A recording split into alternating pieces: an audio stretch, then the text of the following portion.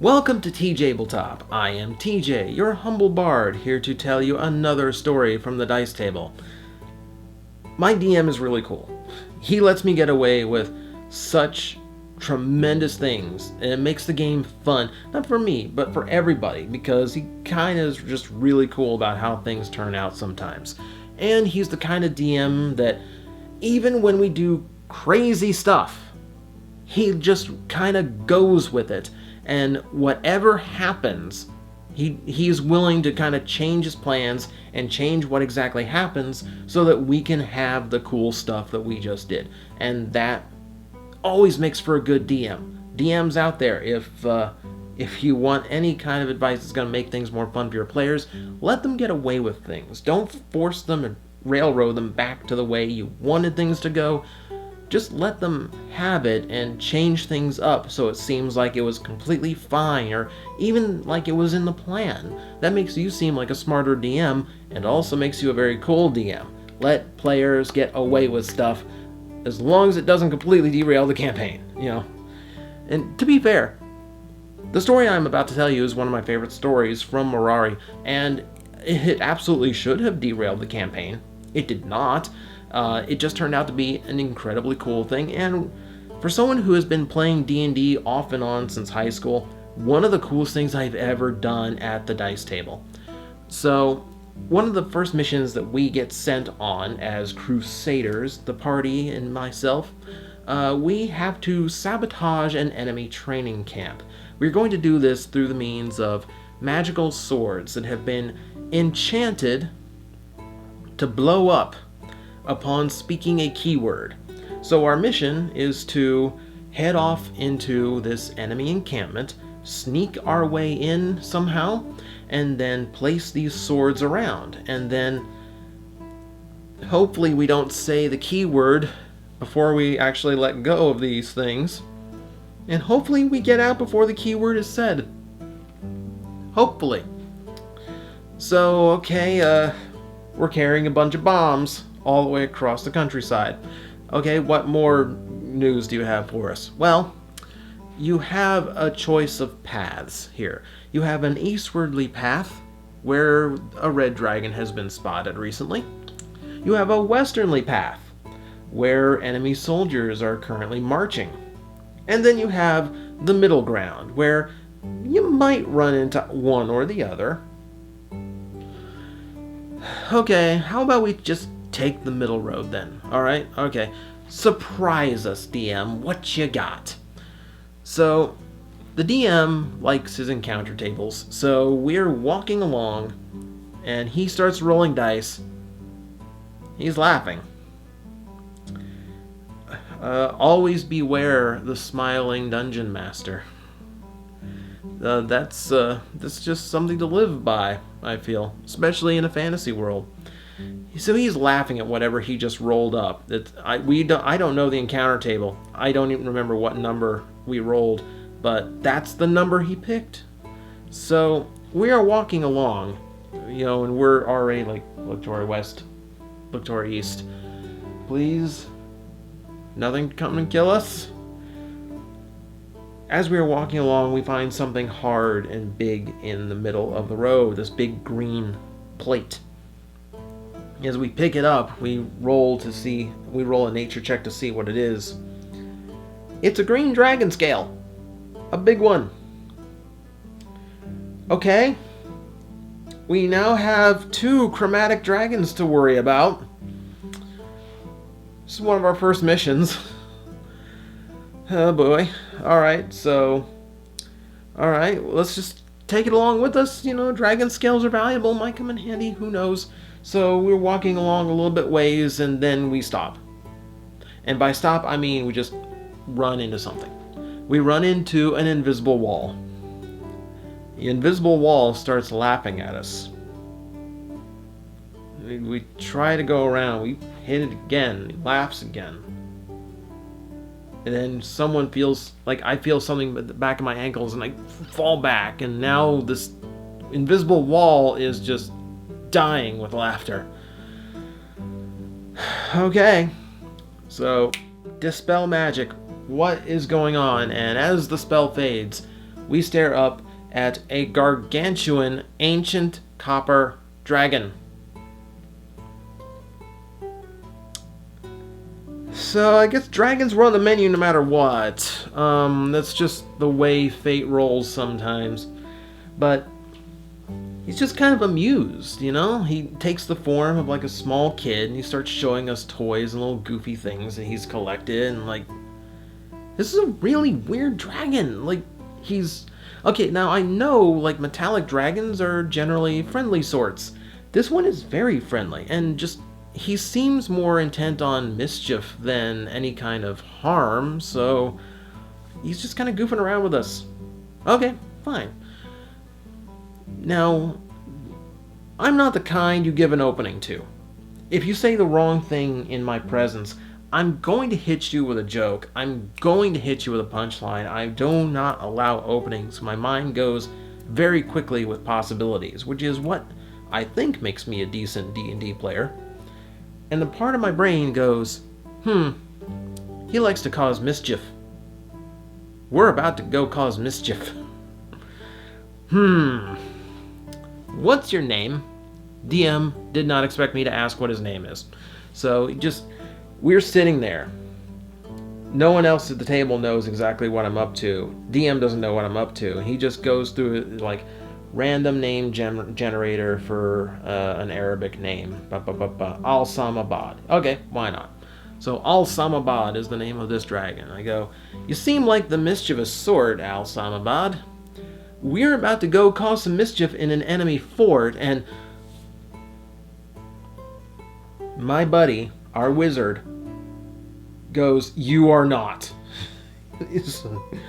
Yes, I am. I say, would you like to join in and cause a little bit of chaos with us?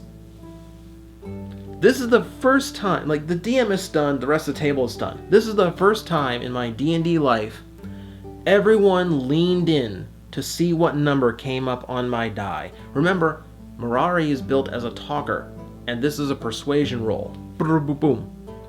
19. The dragon's in. So now we have an ancient copper dragon who's going to help us out with our mission, all in the name of causing some splosions. Kinda love it already. Okay, so we meet outside the enemy camp. It's this big walled off fort, and we decide, okay, we have a deck of illusions, so you can disguise your, so he's already disguised himself as a soldier. He's going to take this deck of illusions, go in, and give us a nice little distraction. So he heads in, we wait like a good 15 minutes, and then we head in ourselves, and my character, like, we're all disguised, and we're taking a couple in as supposed prisoners, and I'm bluffing my way through all of this, and I'm me. I'm the charlatan druid. I get us through no problem. But as we are going through, there is our new dragon friend who is just throwing cards out from this deck, left and right, just making big monsters appear, and basically having the D&D equivalent of Yu-Gi-Oh! Duels, with big illusionary monsters fighting it out to see who is going to win, which I guess is whoever's spell wears off first. But the guards are loving it. They've never seen this kind of magic, and he's just ripping through. There's another ancient copper dragon is one of the cards that can appear, so a gigantic copper dragon shows up, and then he pulls another card and another one shows up. Wait, the deck of illusions only has one monster per card. How'd that happen? He pulled a joker, which makes an exact replica of yourself show up. But because he's already an ancient copper dragon, a second ancient copper dragon shows up. It's kind of perfect. So all that nonsense out of the way gives us plenty of distraction. We hide the swords in various spots, and we are going to make our way out. Shenanigans happen on the way out. I might save it for another story. Depends on how the game goes from here on out, because it might play into something bigger. But for now, I will say the swords went off while we were still in the fort. We had to beat an extremely fast retreat, and our explosive business ended up alerting the Red Dragon, which ended up fighting Al-Samabad while we were escaping. So we dart out as fast as we possibly can, and That was basically it. Big encounter later.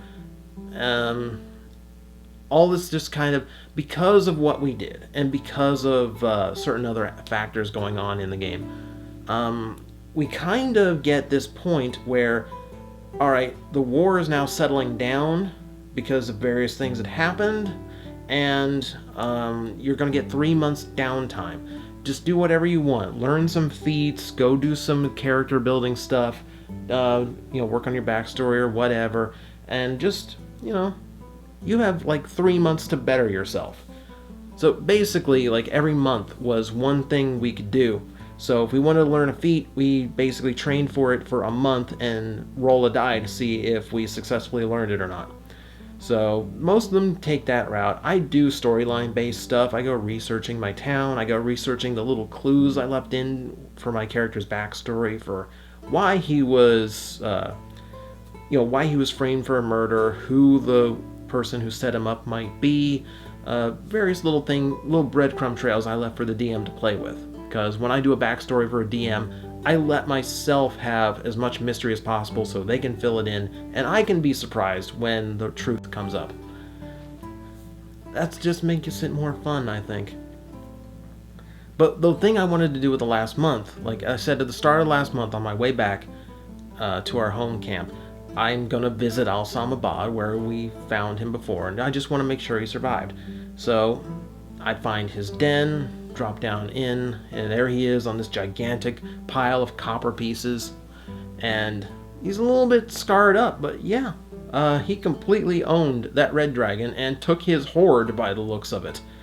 Now, I just wanted to kind of pop in, like, I wanted to head back and spend my month taking a feat, but the DM kind of took over from here, and I don't mind that he did, because what happened next was, we didn't get too many lines of dialogue before the DM tells me that Al-Samabad picks me up and scoops me onto his back and proceeds to explain how over the course of the next month we basically spend that entire time essentially pranking the entire countryside, going invisible and just messing with people and just screwing around and causing mischief and chaos just everywhere.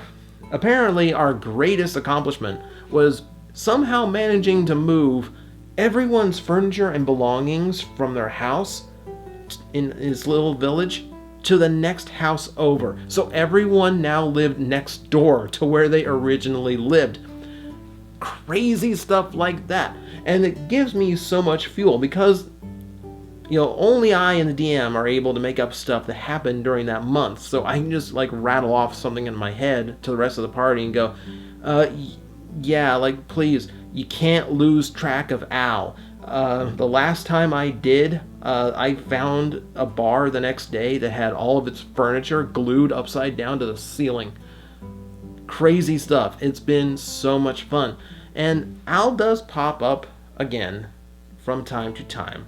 I'm probably going to save the exploits that Al came back for another story, but suffice to say, my character's best friend is an ancient copper dragon, and nothing has been cooler. I can't think of anything cooler in D&D than just having a dragon basically on speed dial anytime I need an ancient dragon. It's been incredible amounts of fun, and it's a crazy thing the DM actually let me get away with. When I decided to persuade the dragon, okay, fine, let's see if you roll high enough to actually talk him into it. This is an ancient dragon, he's lived for thousands of years, can you actually talk him into this? Oh my god, you can. Okay. Oh, you're gonna go check on him, you're actually gonna treat him like a real character. Okay. He's your buddy now. It is incredibly fun, and it's like I couldn't imagine my character doing anything cooler in D&D. So maybe we'll get into some more stories about Mirari and Al's misadventures. Maybe I will tell you how he reappeared in Mirari's life, but that I will save for another day. For now, thank you once again for listening to this bard story. Hopefully, you'll be around to hear the next one.